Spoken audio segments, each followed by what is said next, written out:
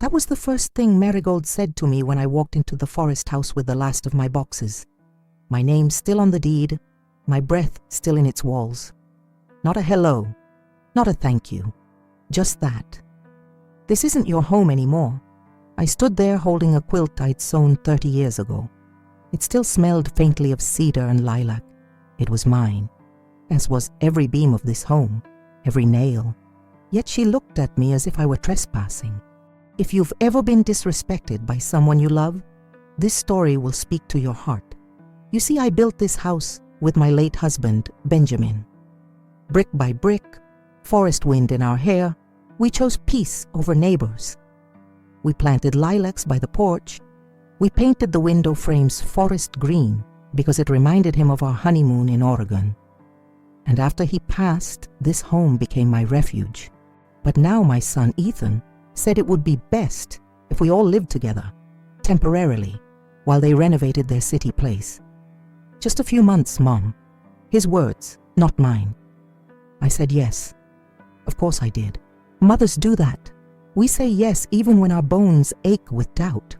But the moment Marigold stepped through the door with her gold bangles and her Bluetooth speaker, I felt the house shift. She looked around like a guest claiming her prize. That first night she moved my photos from the mantle, said they didn't match the vibe.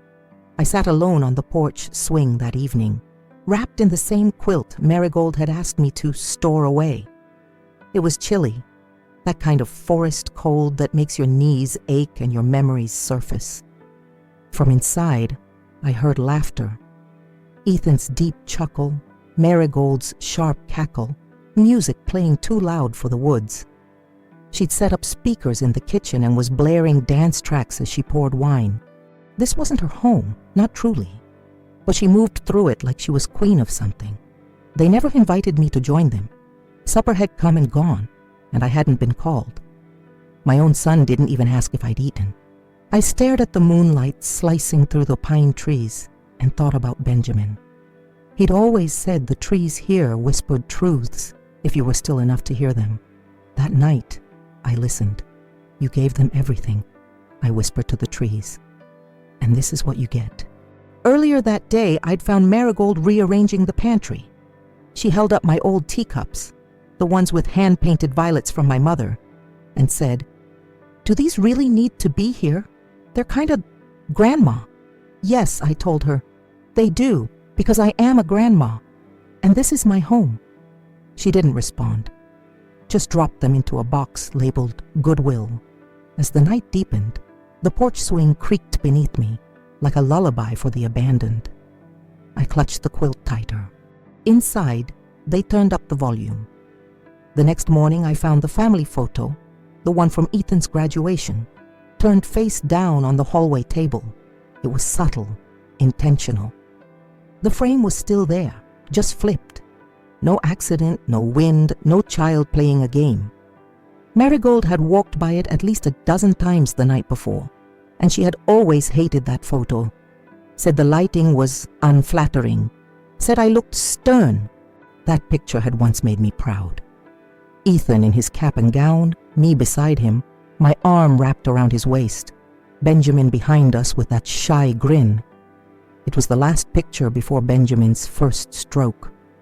I picked it up gently and stared at our frozen smiles. A thin layer of dust had already begun to form. Marigold passed behind me on her way to the kitchen, wearing silk pajamas and not a lick of shame. "Oh," she said, sipping green juice. "That thing was crooked. I didn't want it to fall." I nodded, because sometimes silence speaks louder than rage. And I'd learned long ago that arguing with a daughter-in-law in your own home makes you the villain in your son's eyes. So I dusted the photo with my sleeve, straightened it and placed it back upright. Later that day, it was gone altogether. I searched quietly, behind the books, in the drawers, under the cushions. Nothing. It wasn't broken, it wasn't misplaced, it was erased. And Ethan, he never asked where it went. By the end of that week, I noticed the lilacs were gone. Not the bush itself. No, that would have made too much noise. But the blossoms. Every last bloom had been clipped. They were Benjamin's favorite. I'd planted them the spring after he died, right by the porch steps, where the sun hit just right in May. Every year, I'd trim a few for the kitchen table. He always said they made the house smell like love. But now, the stems stood naked and raw, their ends freshly snapped. I found them later in a vase on the coffee table, alongside white roses and sprigs of eucalyptus, arranged like a wedding centerpiece. Marigold's doing, of course. "Oh, I thought they were weeds," she said when I asked. "Pretty weeds, though." Weeds. I didn't argue. I just stood there, tracing the edge of the vase with my fingertip, feeling the cool glass, imagining Benjamin's hands in the soil, coaxing beauty from earth. And now, here they were, stripped from their roots, repackaged and claimed. That evening, I moved the vase to the back porch, out of her sight, closer to his memory. That was the night she told me she was planning a party. "A housewarming," she said, flipping her perfect hair. "This place has such great energy. We should show it off." Show it off, like a handbag, like a trophy she'd won. I said nothing, but inside something small and sharp began to turn. The invitations were sent without a word to me. I found out about the party from a neighbor, old Mrs. Campbell, who called to ask what she should wear. "Your daughter-in-law said it'll be a sunset gathering, wine and forest vibes," she chuckled. "Very modern." I smiled through the phone. I didn't tell her I hadn't been told. That afternoon, I found the stack of glossy cards on the kitchen counter, cream-colored, printed in gold foil. "Marigold and Ethan invite you to an intimate celebration at their forest retreat." There. Not once did the invitation mention my name. Not once did it call it what it was, my home. Marigold walked in just as I was staring at the cards. "You weren't supposed to see those yet," she said lightly. "But don't worry, Claribel. We'll find something nice for you to wear. It's important the place looks cohesive." Cohesive, like I was furniture, or a mismatched pillow she needed to camouflage. I didn't respond. I just looked down at my hands, still stained from the garden I'd tended for decades. Hands that had rocked Ethan to sleep, hands that had buried Benjamin, hands that had built the path to this very door. And now, they weren't even worth a name on an envelope. That night I pulled the old photo album from my closet.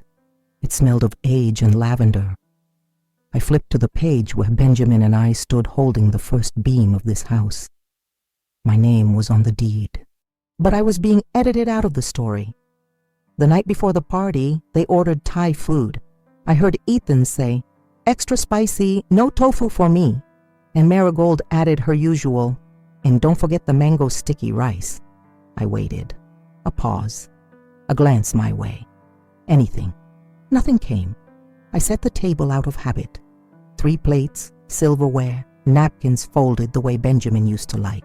I even lit the candle in the center, the one shaped like a pine cone that Marigold once called tacky rustic. When the food arrived, she placed everything on the kitchen island and called Ethan. They served themselves. They took their plates to the sunroom and shut the door. I stood there, one plate still empty, waiting. 5 minutes passed, then 10. I told myself maybe they forgot. I told myself I could wait. But when I peeked through the glass doors, I saw them laughing, their hands brushing, Ethan feeding her a piece of chicken like they were on a honeymoon. There was no third plate on the table. I went back to the kitchen, took a spoon, ate from the container. No plate, no candlelight, just silence. Afterward, I washed everything, even their dishes. I scrubbed the counter, wiped the sink, and dried my hands on the old towel with the embroidered C, Claribel. A name this house still remembered, even if its guests did not. As I turned off the kitchen light, I heard Marigold's voice through the wall. "She'll stay out of the way, she always does." That morning I took the spare key from beneath the porch planter and moved it. It had always been there, wrapped in wax paper, tucked under the flat river stone Benjamin placed with his own hands. Only he and I knew.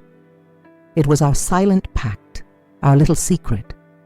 But now, with the party looming and strangers preparing to walk freely through the home I had built, I no longer felt safe. Not from intruders, but from being erased.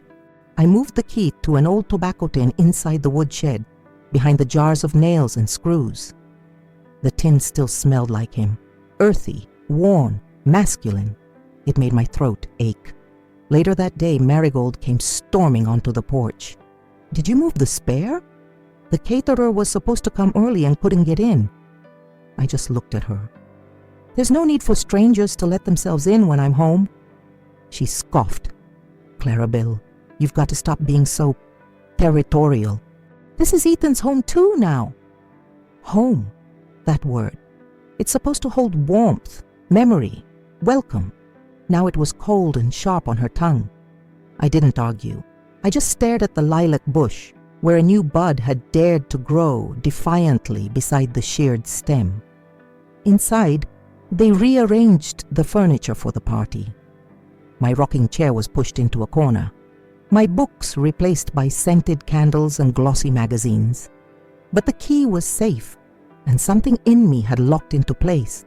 The morning of the party, a pale blue dress appeared on my bed. It wasn't mine. I'd never seen it before. Marigold left no note, no explanation, just the dress laid out like a uniform. It was sleeveless, too tight in the bodice, and smelled faintly of her perfume. Expensive, sharp. It wasn't me.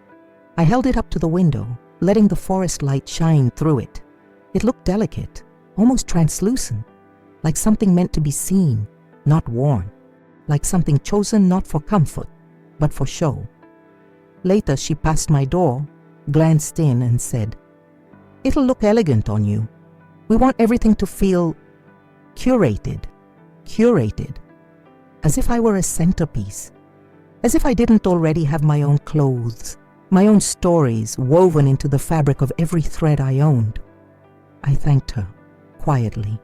Then after she left, I folded the dress carefully and placed it back on her bed. Instead, I wore a long navy skirt and a white blouse with pearl buttons, Benjamin's favorite. He used to say I looked like the woman in that old church painting, serene and strong. When I came downstairs, Marigold blinked, just once. Then she smiled. "Well, it's not what I envisioned, but I suppose it'll do." I didn't respond. I just adjusted the brooch at my collar, my mother's. Silver in the shape of a bird mid-flight. A quiet symbol of things that refuse to be caged. By late afternoon, cars lined the gravel path like beads on a rosary. I watched from the kitchen window as strangers in linen and silk heels stepped over my mossy stones, laughing too loudly for a place that knew how to whisper. Marigold greeted them at the door with a champagne flute in one hand and my serving tray in the other, the one I used every Easter. She looked radiant, intentional, as if this party were her performance and my home, her stage. No one asked for me. I waited. Behind the half-open pantry door, I watched them move through my living room, admiring the ambience, praising the charming rusticity, words used by people who'd never lifted a hammer or washed dishes in rainwater. Someone picked up the wooden spoon Benjamin carved by hand. "Oh, vintage," they said. "So quaint." Ethan was by the fireplace pointing out the beams. "All original," he said, as if they weren't tied to the sweat and prayers of his own father. Not a word about us, about love, about loss, just structure, just aesthetic. I walked out once to place extra napkins near the table. A woman smiled politely, then turned back to her wine. Marigold glanced at me and then away, as if I were part of the furniture. So I retreated, to the garden, to the lilacs.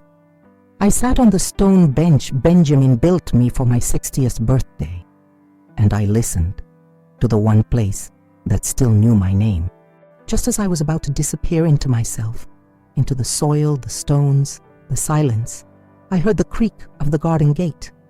I turned, and there she was, Mrs. Campbell, 82, cardigan draped over her shoulders, pearls at her throat like always. Her eyes, soft and sharp all at once, met mine. "Didn't see you inside," she said gently, settling next to me on the stone bench without asking. So I came looking. That simple sentence, "I came looking," cracked something inside me. She glanced back toward the house. "Quite the gathering," she said, though not unkindly. I nodded. "She wanted a party," I said. My voice surprised me. It sounded like it belonged to someone older than I remembered. Mrs. Campbell looked around at the trees, the wind in the branches, the lilacs struggling to bloom again. "It doesn't feel like a party house," she said. "It feels like a prayer house." I hadn't expected tears, but they came, slowly, quietly. She reached over and placed her hand on mine. "I remember when Benjamin built this bench," she whispered. "Took him all summer. You fed him sweet tea and held the umbrella when it rained." I laughed, despite myself. "He cursed at those stones every day. But he built it for you," she said. "Not for show, not for guests." And suddenly I wasn't alone anymore. Not just because she was there, but because someone remembered. Someone still saw me. And in that moment I saw myself again. I stood in the hallway, just outside the dining room, when Marigold raised her glass. Ethan stood beside her, smiling, his hand on the small of her back, the way Benjamin used to stand with me when we'd host our rare Sunday dinners. "To new beginnings," she said, her voice clear and confident. "To this magical place we now call home." Applause, clinking glasses. Someone whistled.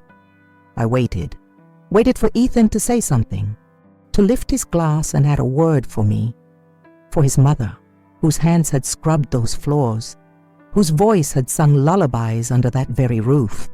Instead he said, "To Marigold, for turning this place into something truly special." Laughter, cheers. I felt the breath leave me. Not a single guest turned to look for me, not one pause, not one mention.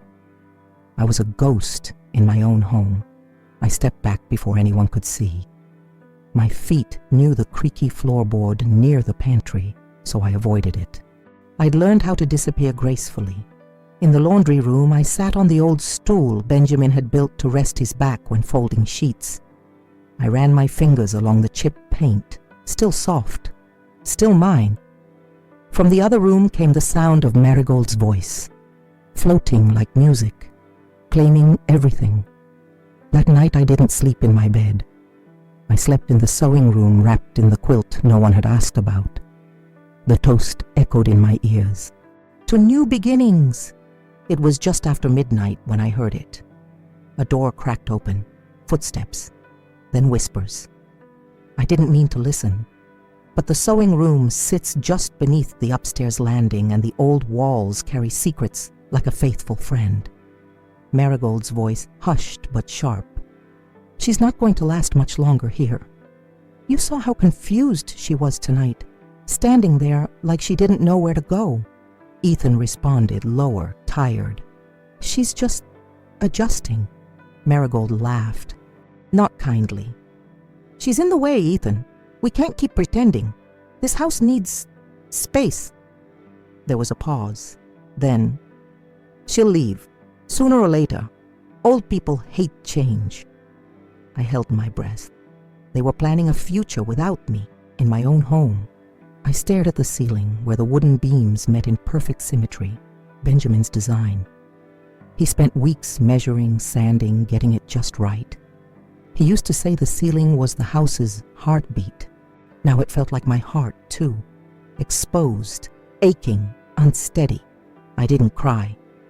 I just folded the quilt tighter, pulled the threadbare edge to my cheek, and closed my eyes. Some betrayals are loud.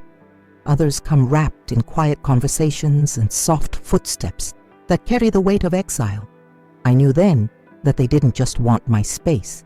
They wanted my absence. But I wasn't ready to give them either. The next morning, I made tea. Not for them. They had their almond milk lattes and lemon water routines. No. I made tea the way I always had. Black. strong, in the violet-trimmed porcelain cup my mother gave me on my wedding day. It was the last one left. The others had disappeared during Marigold's pantry reorganization. But this one I had hidden behind the flour tin, like a child guarding treasure. I carried it to the back porch, where the light was kind and the wind spoke like an old friend. As I sat, my fingers traced the rim of the cup. That's when I noticed it. A crack, thin but there, running from the lip down to the base like a quiet fracture in the earth. I hadn't dropped it. I would have remembered. No, someone had used it carelessly, or worse, knowingly. I pressed the cup to my lips anyway, letting the warmth of the tea steady my hands.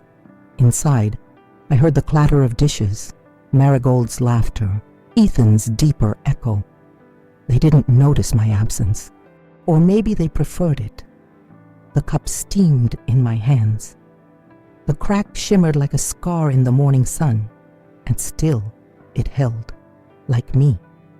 I looked out at the garden and made a promise, quiet and firm.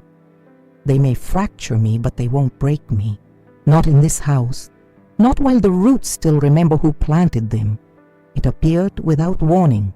A white board, stuck to the fridge with novelty magnets shaped like pine cones. My pine cones.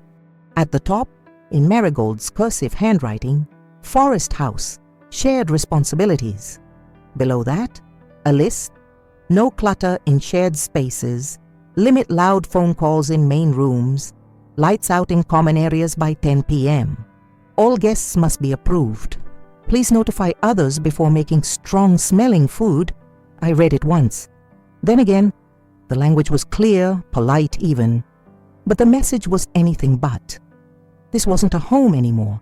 It was a system, a structure, a place where I now needed permission to exist. Strong-smelling food. That was for me. She meant my lentil stew, my garlic chicken, the sense of my kitchen, my memories. Guests must be approved. That was for Mrs. Campbell. Lights out. That was for my late-night reading in the armchair. Ethan walked in while I was standing there, saw me reading. She just wants to keep things smooth, he said, rubbing the back of his neck. It's not personal, Mom. I didn't answer, because it was. I didn't cross out the list. I didn't argue. I simply went to the drawer, pulled out my old notebook and made a list of my own. Not on paper, but in memory. Everything I had given, and everything they were taking. I folded the notebook closed, and the silence inside me began to shape itself into something stronger. I smelled the smoke before I saw it. Not thick, not alarming, just a faint trail drifting from the backyard fire pit. The kind of scent that belongs to autumn evenings and burnt leaves. But it was summer, and no one had asked me to start a fire. I walked out quietly. Marigold stood over the pit with a poker in hand, her silk robe fluttering in the breeze. She didn't notice me at first.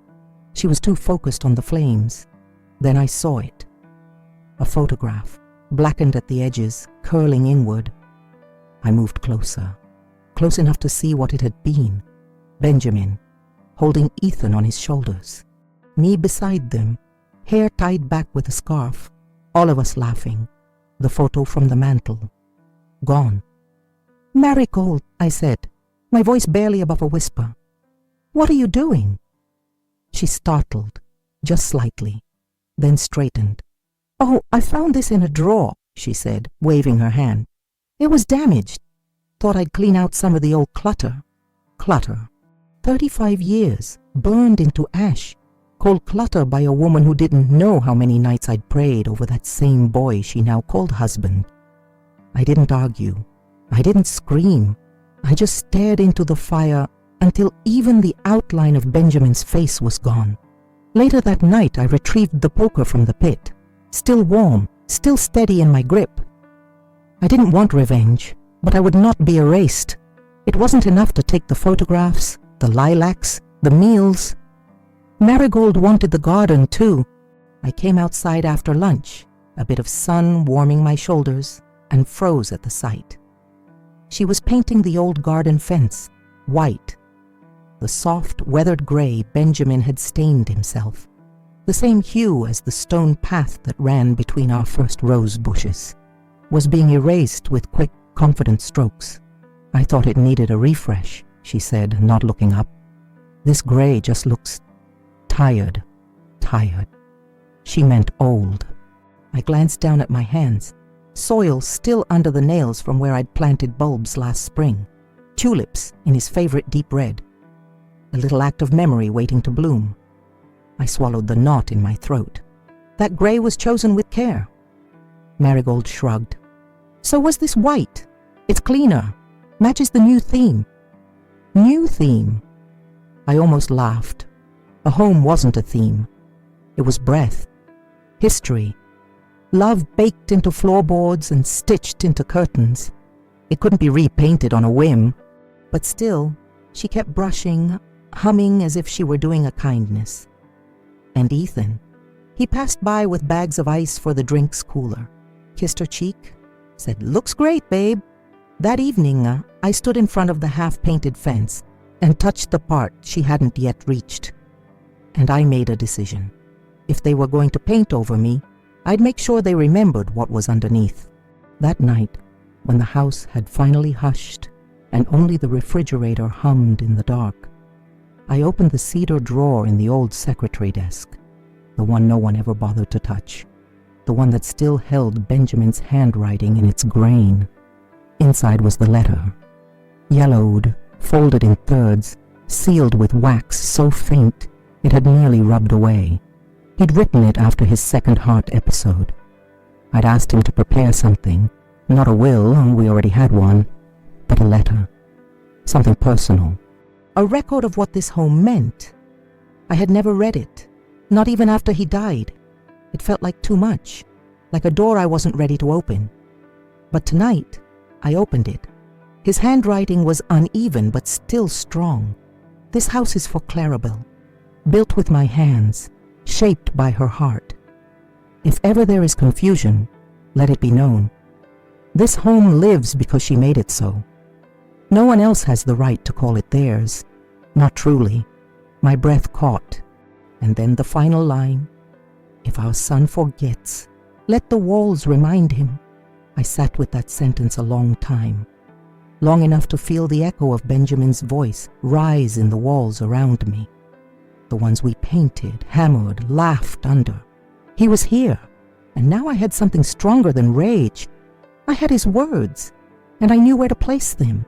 The next morning, before the coffee brewed, before Marigold came down in her silk robe, and Ethan checked his phone like a stranger, I went to the library in town. It smelled of pine and old bindings, familiar, grounding. I made a copy of Benjamin's letter. 2, actually. One stayed folded in my purse close to my heart. The other I placed inside the frame that once held our family photo, the one she burned. I removed the backing, slid the letter in, sealed it tight, and set it back on the mantel, where it belonged. A different kind of portrait now, one made of truth. That afternoon, Marigold noticed. She tilted her head. "What's that?" I didn't answer right away. I let her walk closer, let her eyes narrow as she read. Her lips parted slightly, then pressed shut. No insult, no joke, just a shift in her breath. Ethan wandered in behind her. "What is it?" She didn't answer.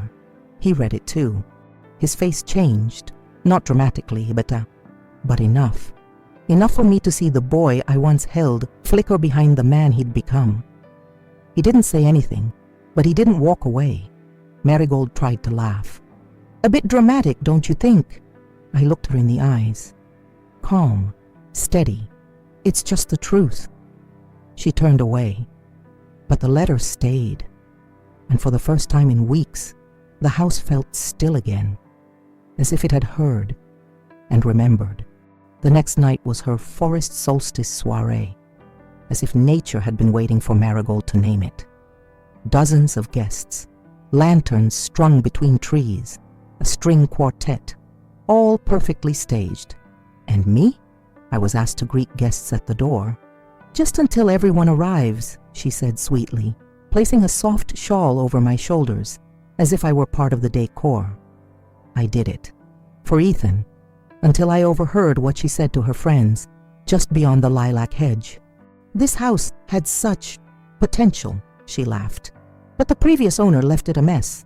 I'm still undoing all her clutter. A pause. A chuckle. Someone asked, "Is she still living here?" And Marigold replied, "Oh, just for appearances. We're working on a solution." A solution? As if I were a leak, a problem, a burden. I stood there frozen, hand still on the doorknob, as another guest walked past me without saying a word. I wasn't a hostess. I wasn't a guest. I was scenery. Then, as if fate couldn't let me walk away quietly, a waiter bumped the coat rack beside me. My shawl slipped to the floor. No one noticed. No one helped.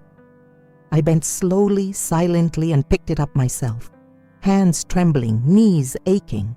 I walked inside, past the smiling guests, past Ethan and Marigold, and placed the shawl on the back of my old rocking chair. Then I went upstairs, closed the door, and let the silence hold me like a truth no one else could bear. The solstice dinner was set in the garden, a long table, white linen draped like something out of a magazine, centerpieces of wildflowers and floating candles. My dishes, the ones with the etched vines, lined the table. I recognized the head of the table immediately. My chair, the high-backed one Benjamin had carved, with the little heart shape in the wood. Marigold sat in it.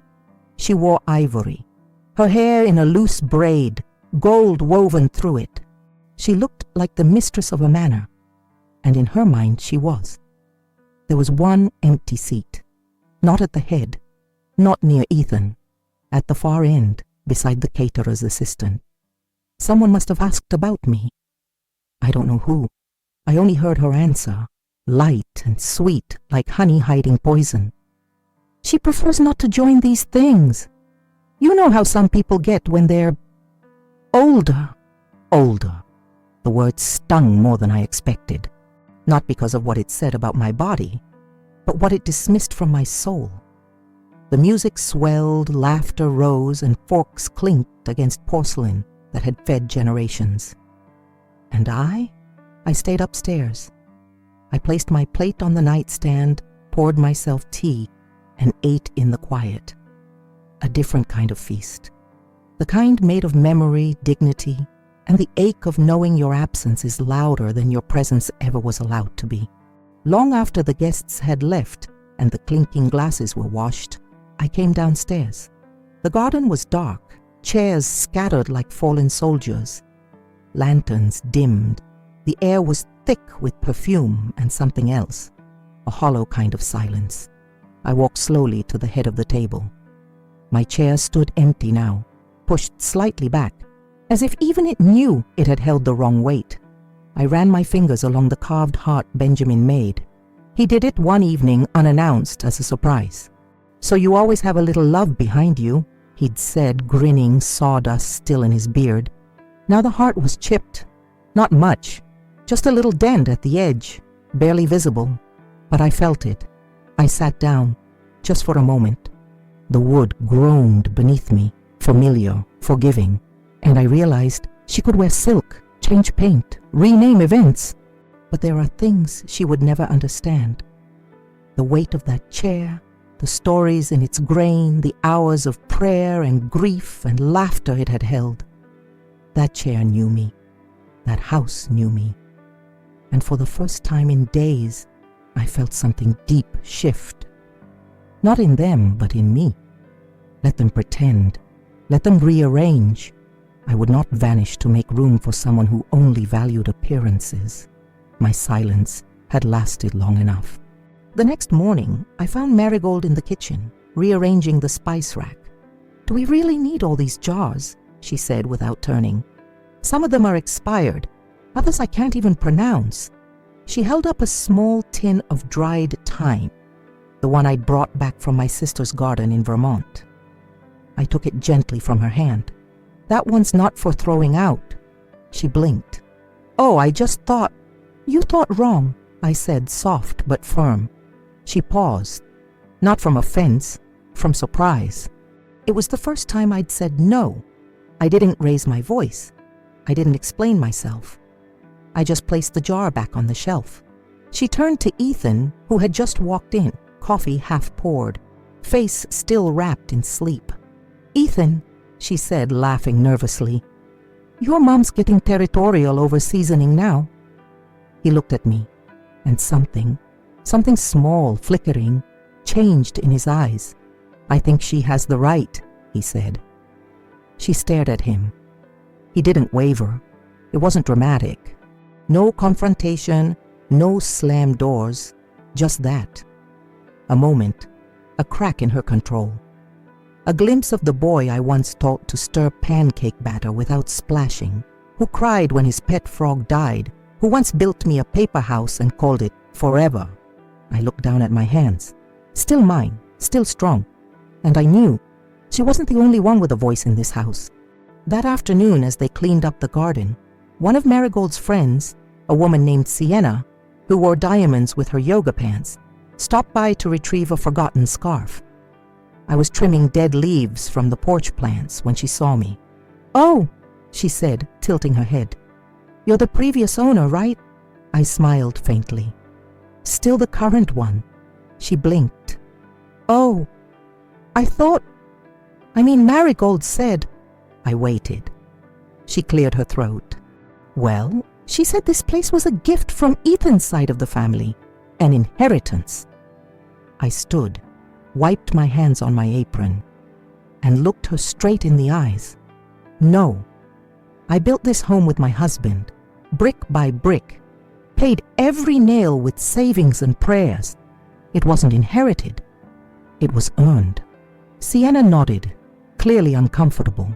"I guess there's always family history." I didn't flinch. History isn't something you guess at. It's something you either respect or rewrite. The wind shifted. Sienna mumbled something about the scarf and retreated inside. From the window, I saw Marigold watching. She'd heard, or perhaps just sensed the tremor. Later, I found the scarf folded neatly on the bench, a quiet offering. That night, I didn't sleep in the sewing room. I returned to my own bed, and for the first time in weeks, I opened the window and let the forest breathe with me. The house was listening again, and so was I. The next morning, the house was unusually quiet. No music, no clinking glasses, just the soft tick of the old wall clock Benjamin had fixed with his own hands. I made breakfast, not because I had to, but because I wanted to. Oats with cinnamon, warm, thick, familiar. The kind that doesn't impress guests but nourishes memory. I set 3 bowls. Marigold walked in first. She paused at the table, eyes flicking to the settings. "Oh," she said, more surprised than offended. "You're cooking again?" I didn't answer with words, just poured the tea. Ethan followed. He rubbed his neck, sat down, and muttered, "Smells like childhood." That made her blink. We ate in silence, but not the kind that bites, the kind that hums, the kind that replaces performance with presence. She barely touched her oats. I watched as she pushed the spoon around, her nails tapping against the porcelain like a restless thought. "I was thinking," she said eventually, "we might go back to the city early. The contractor's ahead of schedule, and it's just—" Ethan cut in. "We'll see." She looked at him, startled. He kept eating. Something had shifted. A thread pulled loose, and I didn't have to force it. When the meal was done, Ethan stood and cleared the table. Marigold followed him slower than usual. I remained at the table, fingers around my cup.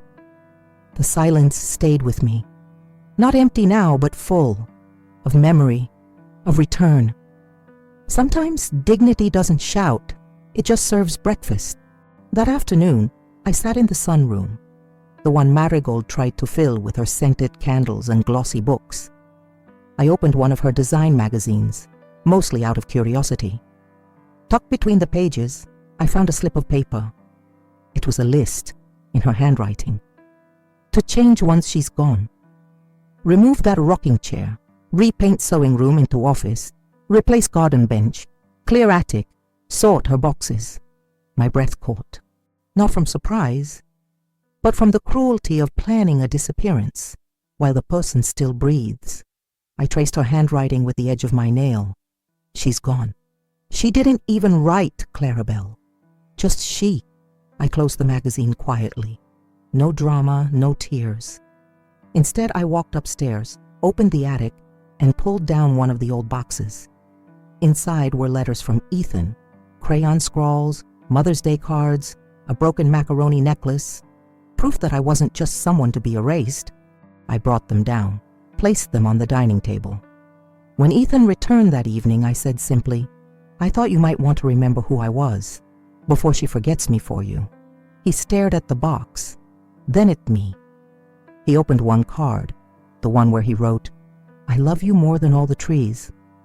His throat tightened. He didn't speak, but the message landed, and from the corner I saw Marigold watching, her lips pressed thin, her fingers tightening around her wine glass.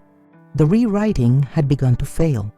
2 days later, Mr. Halpern came by, our neighbor from 2 properties down, a man who had watched this house rise from its very foundation and who had once held Benjamin's ladder when the roof nearly gave way. He brought fresh eggs and a small jar of blackberry jam. He'd done that every few weeks since Benjamin passed. We sat on the porch, as we used to. Marigold didn't come out. She rarely greeted him, said his farm smell clung to the air. As we talked, he gestured toward the garden. "House still looks like yours, Claribel, no matter what she paints." I smiled. Then he added, "You know, when Benjamin registered the deed, he came to me, proud as anything, asked me to be his witness. It's written in ink that this house belongs to you." I nodded. I found his letter. Mr. Halpern leaned closer, his voice low but clear. "Then don't let them take what he built, or forget who built it." It was the first time anyone had said it out loud, that I had the right, the memory, the deed, the dignity, and not just the silence. Later, I opened the drawer again and placed Benjamin's letter in a new frame, sturdier, with thick glass. Then I made copies, not to fight, but to remember. Because sometimes justice doesn't need a courtroom. It just needs a neighbor who remembers your name and a truth written in ink.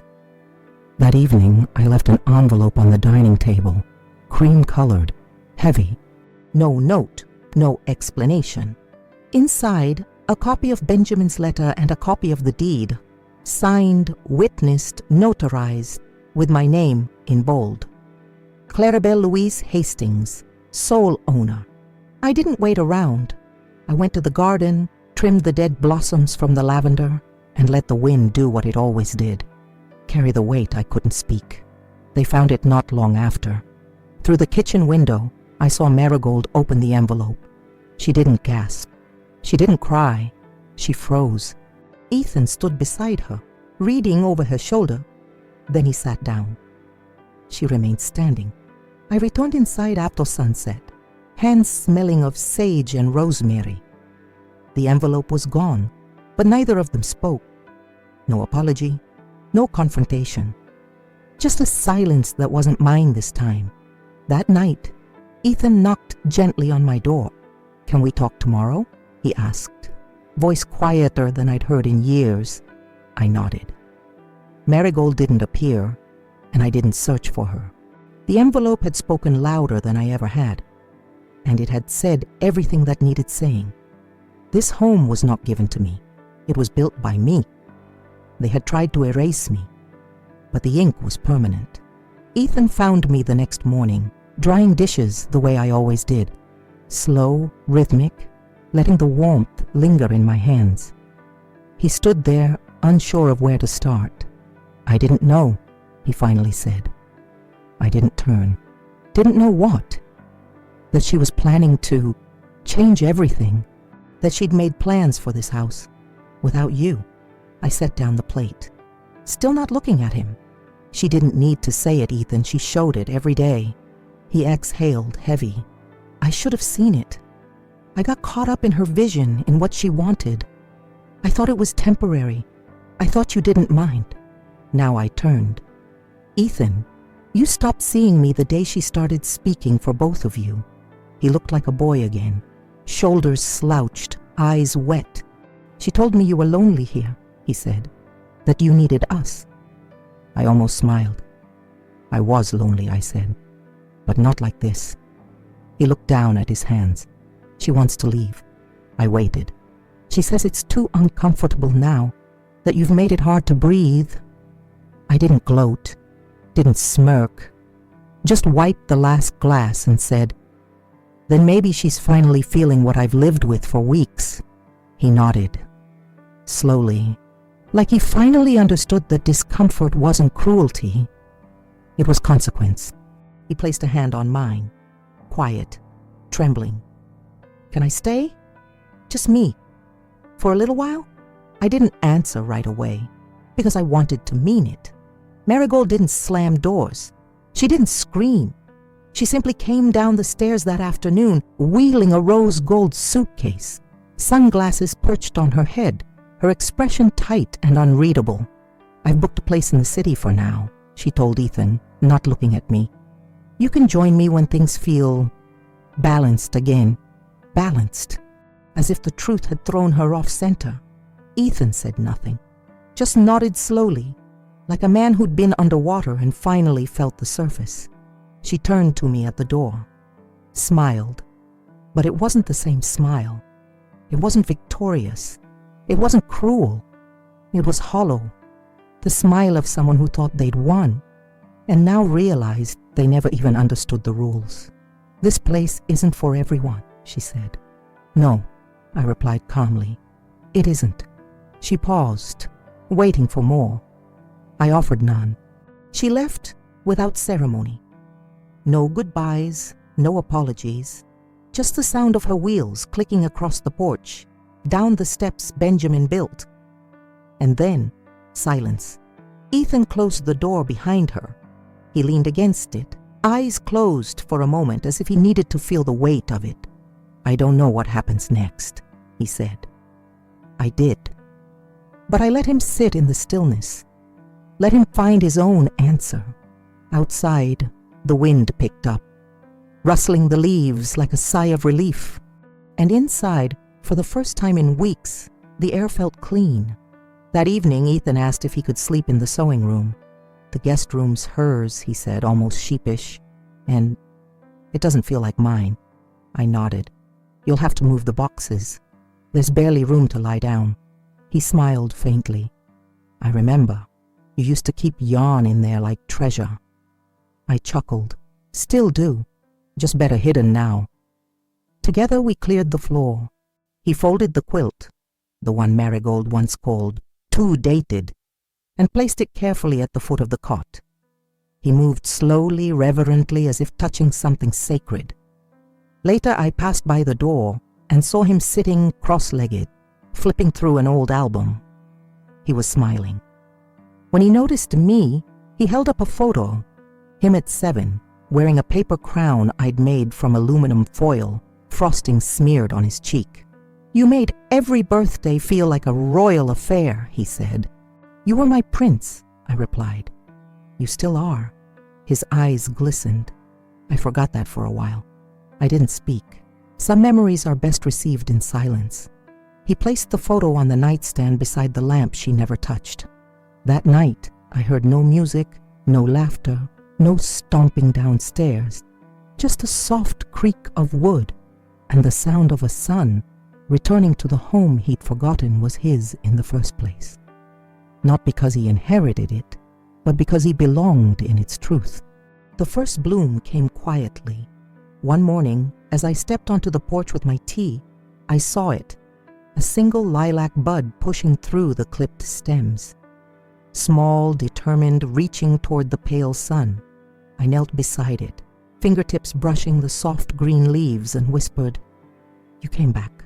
Not many would notice it, but I did, because I'd been watching that spot for weeks, hoping, mourning, waiting. Ethan joined me a few moments later, still barefoot, his hair a mess like when he was a boy. "What are you looking at?" he asked. I pointed. He squinted, then smiled. You always did have a way of bringing things back to life. I didn't correct him. We stood there side by side in a silence that no longer ached. Just beyond us, the paint Marigold had slapped onto the garden fence was beginning to peel. The summer rain already doing its quiet work. Nature was reclaiming what was hers, as was I. Later that day, Ethan offered to repaint the fence. Gray again, like Dad chose. I placed a hand on his arm. Let it be for now. It's good to remember what doesn't belong. He nodded, and we left the peeling paint just as it was.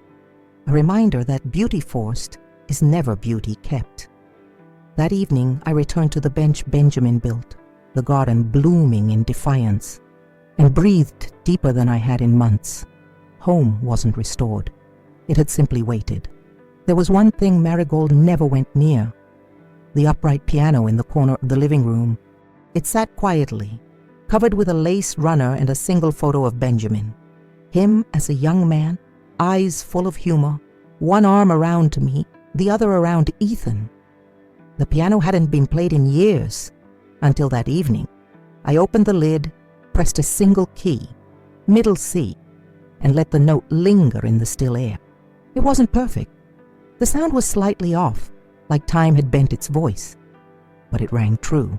Ethan looked up from the couch. I didn't know you still played. I don't, I said, but I remember how.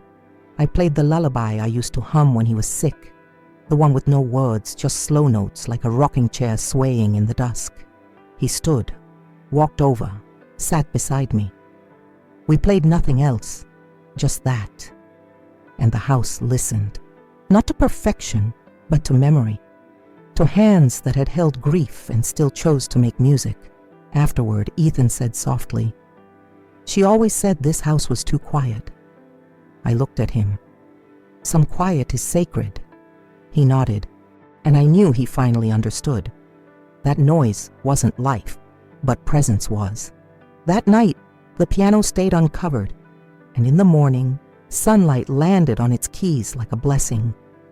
It came in the late afternoon. The wind had picked up, rustling the trees in long sighs, when Ethan's phone rang. He stepped outside to take it, the porch creaking beneath his feet. I didn't eavesdrop. I didn't need to. When he came back in, he was pale. "She wants to come back," he said quietly. I looked up from my mending. "What for?" He hesitated. "She says she left some things, wants to talk. Says she misses the peace out here." I nodded. "Peace is earned." He sat across from me, elbows on knees like he used to when confessing something as a boy. I told her no, he said. "At least, not now." I waited. "She asked if I'd moved back in with my mother," he said with a tired smile. I told her I'd return to my home, not just my house, his home. There it was. The truth. Not shouted, not argued, but chosen. He rubbed the back of his neck. Was that wrong? I shook my head. "She doesn't understand the kind of silence this place offers," I said. "It's not emptiness. It's belonging." He sat back, the weight lifting from his shoulders. "She said she'd find somewhere else." I reached across the table and placed my hand over his. "She already has." Outside, the light shifted through the trees, casting gold across the porch. Not dramatic, just steady. The kind of light that knows it's welcome. It was Ethan's idea. "Let's take it down," he said one morning, nodding toward the white painted fence, the one Marigold had coated in gloss, hiding the wood beneath like shame. We didn't use tools at first, just hands, fingers wrapped around splintered edges, tugging slowly, deliberately, as if peeling away everything unspoken. The fence gave easily, like it had been waiting for permission to fall. Each board we pulled revealed the original gray beneath, still clinging to the back, still loyal. By noon, the fence was gone. What remained was space, open, honest, sunlit. We sat on the bench afterward, the same one Benjamin built, sipping water from jam jars. I looked at Ethan's hands, scraped, dirty, steady. "You built something today," I said. He looked around. Feels like I just removed something. Sometimes that's the start. We didn't speak for a while, but something about the openness, the lack of a barrier, felt more like restoration than loss. Marigold had tried to draw borders, but the land knew its lines. The garden stretched its limbs again. The breeze moved freer. And my son looked around like he finally saw the place. Not as curated space, but as home. That evening, I lit the porch lantern early. Let the glow spill across the stone path. It caught on the patch where lilacs were blooming again. Soft, defiant, free. We found it in the attic, tucked behind old quilts and dusty trunks. My chair, the one Marigold had quietly moved to make room for her minimalist vision, as if comfort didn't belong in a living room, as if memory had weight she didn't want guests to see. It was heavier than I remembered. Ethan carried it downstairs without a word, set it right back by the window, where the sun touched it each morning like a blessing. I ran my hand along the worn armrest, the curve where Benjamin used to rest his coffee mug, the dip in the cushion from years of rocking grief and grace. I sat. The chair didn't creak. It sighed, like it had been waiting for me. Across the room, Ethan moved the modern floor lamp Marigold had installed, sleek, cold, without a soul, and placed my old table beside me instead. On it he set a photo, a new one, of us, taken just a few days earlier. He with dirt on his cheek, me with shears in my lap, both of us laughing beside the half-dug garden bed. No edits, no poses, just truth. He looked at me. I think it was always supposed to be yours. No, I said softly. It was always supposed to be ours. The chair didn't just return. It reclaimed. That night I rocked gently by the window, the sound of frogs outside, the scent of lilac drifting in. And I felt whole. We made dinner together. Not planned, it just happened. Ethan was chopping onions while I kneaded dough. The radio played softly in the background, a folk tune we both remembered but never named. There were no apologies. None asked, none offered. Just the quiet rhythm of hands moving with intention, voices humming in sync with the stove's hiss. It felt like building something. Not a meal, but trust. I watched him taste the stew. Needs time, he said, reaching instinctively for the little tin she once tried to throw away. He smiled. Still here? I nodded. Of course. We set the table with mismatched plates. I placed the lilac sprig in an old jar at the center. He reached for the wine, poured it carefully. To staying, I lifted my glass. To remembering. We didn't toast with flair. We just clinked gently and ate. Between bites, we told stories. He asked about my childhood, things he'd never thought to know before. I asked him about the years I had missed, the parts he hadn't shown me when he thought I was too fragile to hold them. We met in the middle. That night we washed dishes together. No roles, no resentment, just two people, mending what time and distance had frayed. No apology could have done what that meal did, because some forgiveness isn't spoken. It's lived, in moments, in silence, in home. For years, the front door had a stubborn hinge. Benjamin always promised to fix it, but I'd grown used to the slow groan it made, like a voice clearing its throat before speaking. Marigold hated it, said it sounded haunted. She'd demanded it be replaced. A clean door, she'd said, welcomes clean energy. But we never changed it, and now it stayed open, not stuck, just open. Guests no longer needed to knock. Mrs. Campbell wandered in with a jar of pickles and a sly grin. Mr. Halpern brought more jam and news about the neighbor's goats. Ethan opened it each morning, left it wide while he brewed the coffee, letting the scent of pine and bread waft inside. And I placed a small rug by the threshold, the one with embroidered vines. A welcome not printed but stitched. One afternoon, I saw a note tucked beneath a rock on the porch. No envelope, just folded paper. If I come back, could we talk? M. I sat with it in my hands for a long time. Then I folded it again and placed it in the drawer with Benjamin's letter. I didn't throw it away, but I didn't answer either. Some doors stay open for love, others for air. But some are best left ajar, only to remind us we have the right to choose who walks through and who stays outside. A few weeks later, Marigold returned, but not with bags. She came alone, standing on the edge of the porch like a visitor unsure of her welcome. I opened the door. She didn't ask to come in. "I came to see the fence," she said, forcing a smile. "Ethan told me you took it down." "We did," I replied. She looked past me, eyes darting to the garden, the bench, the rocking chair by the window. All where they belonged, all without her touch. "This place looks different." "No," I said gently. "It just looks honest." She shifted, arms crossed. I made mistakes. I said nothing, because I wasn't there to grant forgiveness like a prize. She gestured toward the house. I thought it needed change, but maybe I was just uncomfortable with what I couldn't own. I studied her face. She looked tired, not weak, just unmasked. "I loved him," she added softly. "Still do." I nodded. "Then loved the things he came from. Not just the man, but the roots." She stepped back. Didn't argue, didn't ask for another chance. Just nodded, eyes misting. "I won't come back unless I'm invited," she said. "You won't be," I answered, kindly, firmly. She turned, walked down the path, and didn't look back. And I repainted the garden fence myself.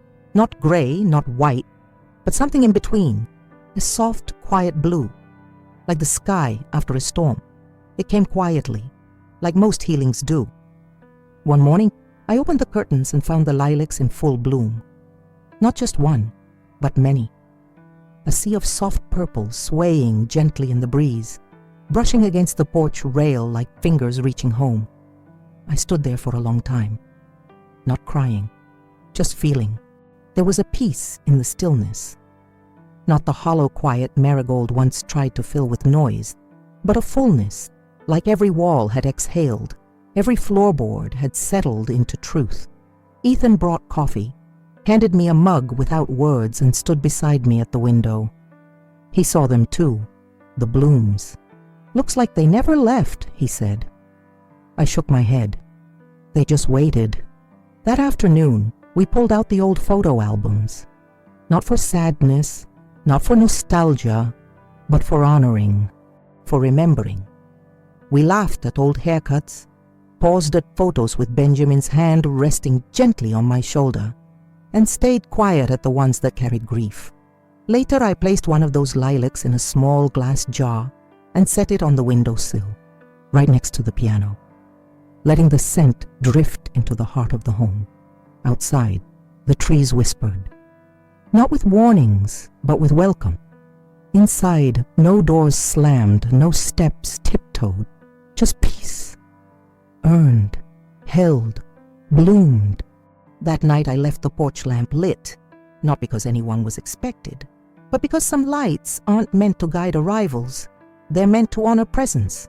I sat in my rocking chair, quilt draped over my knees, the air cool and sweet with lilac and pine.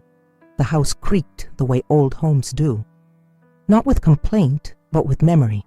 Ethan passed behind me, placed a kiss on my shoulder, and whispered, "Good night, Mom." Not Claribel. Not the old woman who came with the house. Mom. I listened as he moved upstairs, the floorboards marking his steps like the notes of a familiar lullaby.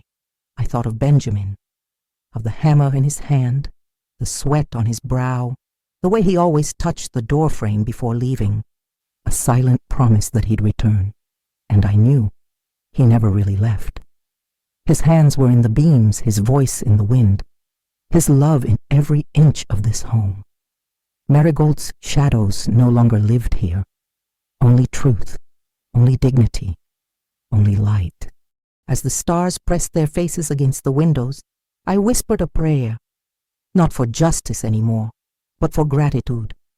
The lamp glowed through the night, casting a warm halo across the porch.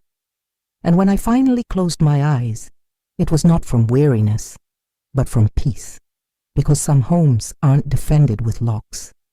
They're protected by love that refuses to be erased.